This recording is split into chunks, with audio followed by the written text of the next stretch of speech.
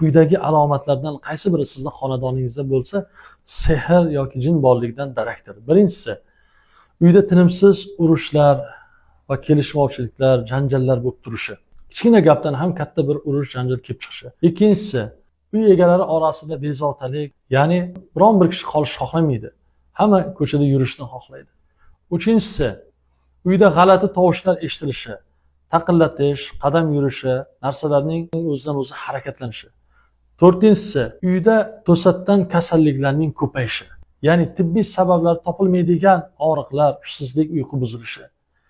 Beshinchisi, uydagi hayvonlarning g'alati xatti-harakati, ya'ni it, mushuk, qushlarning bezovta bo'lishligi, o'sha joyida turmasdan qochib chiqib ketishligi. Oltinchisi, uydagi qorong'ulik, og'irlik sezilishi.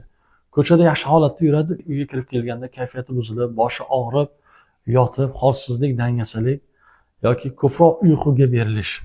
Yettinchisi, mablag' va barakaning yo'qolishi. Daromad bo'lsa ham foyda topilmaydi.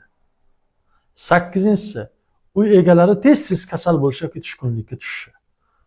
To'qqizinchisi, uyquda yomon tushlar ko'rishligi, qo'rqinchli tushlar ko'rishligi, qo'rqinchli yirtqich hayvonlar, o'liklar, qo'rqinchli manzaralarni ko'rishligi. 10-si, uyda Qur'on tilovat qilish yoki ibodat qilishligi qiyinlashligi, chalg'ituvchi narsalar paydo bo'lishi. Azizlar, mana bu narsalar uydagi sehrni alomatlaridan bo'lib, keyingi videolarimizda uyni qanday tozalashligini inshaalloh ko'rsatib beramiz. Bizlarni kuzatib boring va o'zlaringizga foydali bo'lgan ma'lumotga ega bo'ling. Assalomu alaykum va rahmatullohi va barakatuh.